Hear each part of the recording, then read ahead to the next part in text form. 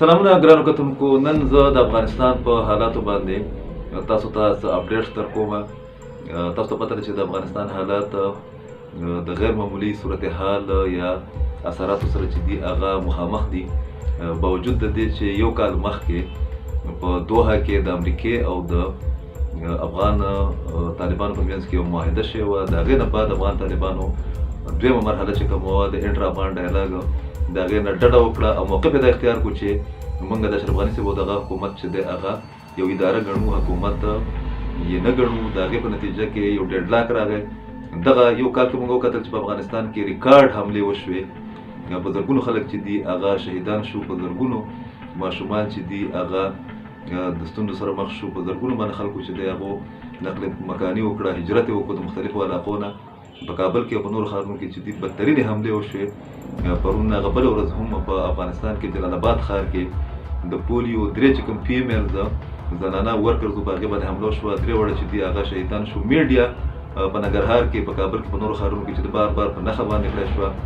موږ وکتل چې یو څو ورځې مخکې په ماسکو کې هم یو کانفرنس وکړو چې په هغې کې د دغه دوه فریقو نه علاوه امریکا، چاینا، پاکستان، ایران د دوی وفود پکې هم شامل وو.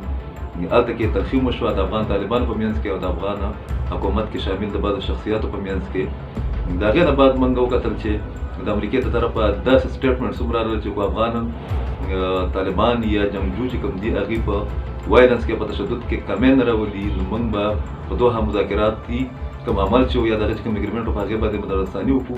داسې اطلاعات هم دي چې په پینټاګان کې یا وایټ هاوس کې، په واشنګټن ډي سي کې په دغه ټول صورتحال باندې ډېر زیات تشویش اظهار روان دی. بل طرف ته یو داسې خبر هم راغی د انټرنیشنل میډیا د لارې چې په افغانستان کې د یو عبوري حکومت لپاره لار چې دا هغه هواریږي.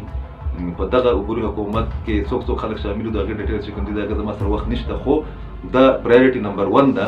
د هغې چې کوم ریاکشن موږ ته مخته راغی، اشرف غني صاحب دغه فارموله یا دغه اطلاعات چې کوم دي هغه رد کړه، مسترد یې کړو، خارج الامکان یې قرار ډکلیر کړه. د هغې سره سره هغې دا یو نوې فارموله مخته راوسته چې موږ په 6 میاشتو کې د سیز فایر نه یا د معاهدې نه بعد نوی الیکشن به وکړو. په هغې باندې د طالبانو منفي ریاکشن راغی. اوس صورتحال دا دی چې 13 ورځ د افغانستان په 2 مختلفو علاقو کې طالبانو په امریکي ځواکونو باندې یا د هغو په انسټالیشنز باندې هغې باندې تنصیباتو باندې حملې کړي دي.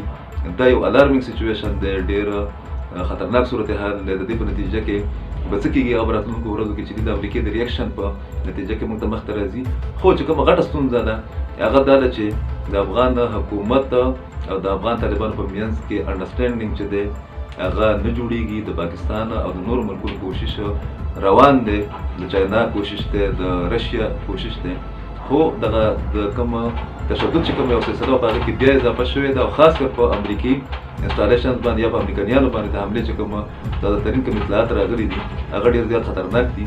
په دغه صورتحال کې ښکاري داسې چې راتلونکي هفته چې دغه د افغانستان د امن په حواله، د افغانستان د مستقبل په حواله او د افغانستان د مذاکراتي عمل په حواله باندې ډېر فیصله کوون وي. په دې کې د پاکستان کې درد چې دی هغه انټرنیشنلي ستایلی کېږي، خو د پاکستان همیشه دا موقف پاتې شوی دی چې بعض سپایلرز چې کوم دي هغه به کوشش کوي چې دغه د امن یا د مذاکراتو د کوم عمل چې دی دا سبوتاژ کړي. مختصر خبره موږ په دې باندې دا کولی شو چې دا ډېر امکان دی چې د عبوري حکومت په فارموله باندې دغه د اشرف غني او دغه ملګري اماده نه شو، یا طالبانو د افغان حکومت سره د مذاکراتو یو عملي لار چې دغه اختیار نه کړه. بیا ډېر زیات امکان دا دی چې د امریکې له طرفه د دوحه مذاکراتي اګریمنټ چې کوم د هغې د ماتېدو یا په هغې باندې د یو بنیادي نظرثاني چې دی د هغې نوبت راشي. په دغه صورتحال کې به بیا د یو نوي جنګ ابتدا به هم کېږي او د امن چې کوم امکاناتو یا چې کوم ګنجایش مخې ته راغلی هغه به ډېر زیات متاثره شي. ډېره مننه.